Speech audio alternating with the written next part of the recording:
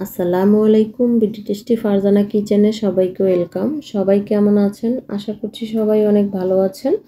আজ আমি আপনাদের সাথে লাউ দিয়ে ইলিশ মাছের রেসিপি শেয়ার করব। অনেকেই মাছ খেতে পছন্দ করে না, বিশেষ করে বাচ্চারা তো একদম মাছ খেতে চায় না। তাই আজ মাছ দিয়ে কম সময় হেলদি ও পুষ্টিকর রেসিপিটি আপনাদের সাথে শেয়ার করব।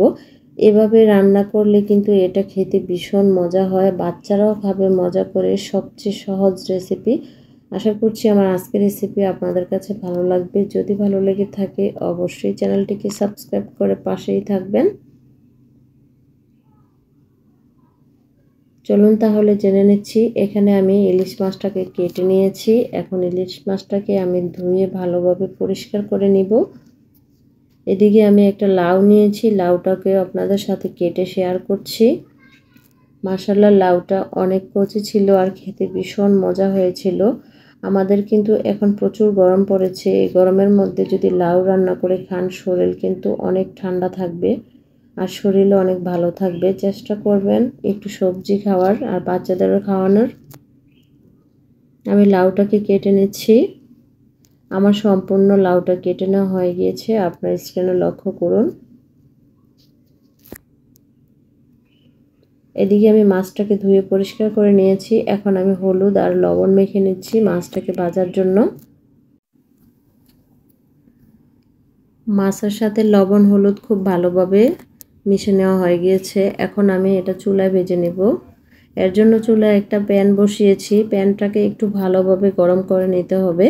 নিয়ে সামান্য পরিমাণে একটু তেল দিয়ে আমি মাছটাকে এখন খুব ভালোভাবে ভেজে নেব। আমার চ্যানেলে যদি কেউ নতুন এসে থাকেন, এখনও আমার চ্যানেলটিকে সাবস্ক্রাইব করেননি, আমার রেসিপি যদি ভালো লেগে থাকে অবশ্যই আমার চ্যানেলটিকে সাবস্ক্রাইব করে চ্যানেলের পাশেই থাকবেন। ফেসবুকে যদি কেউ ভিডিওটি দেখে থাকেন, রেসিপি যদি ভালো লেগে থাকে অবশ্যই রেসিপিটিকে বেশি বেশি করে ফ্রেন্ডস অ্যান্ড ফ্যামিলির সাথে শেয়ার করে দিবেন। মাছটাকে একটু সাবধানে উল্টাতে হবে, কারণ ইলিশ মাছ এমনি তো একটু নরম থাকে। সাবধানে উল্টে পাল্টে ভেজে নিতে হবে।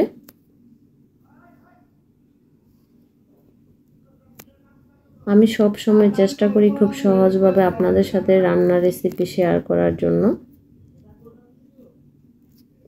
মাছটা ভেজে নেওয়া হয়ে গিয়েছে খুব ভালোভাবে। এখন আমি একই তেলে দিয়ে দিচ্ছি, সামান্য পরিমাণ আর একটু তেল দিয়েছি আর দিয়ে দিয়েছি এখানে 2টা পেঁয়াজ কুচি। পেঁয়াজটাকে সামান্য একটু ভেজে নেওয়ার পর স্বাদ অনুযায়ী লবণ দিয়ে দিয়েছি। এখন দিয়ে দিচ্ছি কয়েকটা কাঁচামরিচ,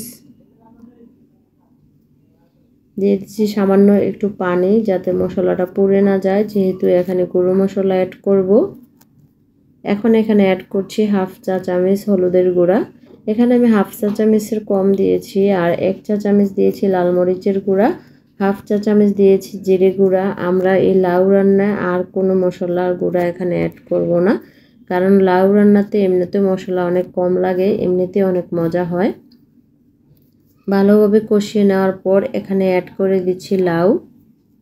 লাউটাকে দিয়ে একটু ভালোভাবে মশলার সাথে মিশিয়ে নিতে হবে।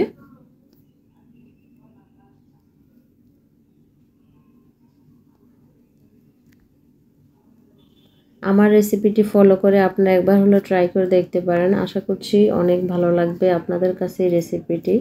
আর বিশেষ করে অনেক মজা হয়েছিল এই রেসিপিটি। আপনারা ট্রাই করে দেখতে পারেন, ভালো লাগবে। কষানো হয়ে গিয়েছে। এখন এখানে আমি ভেজে রাখা মাছ দিয়ে দিচ্ছি।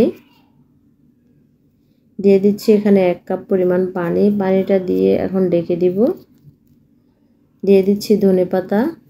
এই তো হয়ে গেল অনেক মজাদার, হেলদি ও পুষ্টিকর রেসিপি। আশা করছি আমার রেসিপি ভালো লেগেছে। যদি ভালো লেগে থাকে অবশ্যই রেসিপিটিকে শেয়ার করে দিবেন। সবাই ভালো থাকবেন, সুস্থ থাকবেন। এতক্ষণ আমার সাথে থাকার জন্য সবাইকে অসংখ্য ধন্যবাদ। আবার চলে আসবো নতুন কোনো রেসিপি নিয়ে।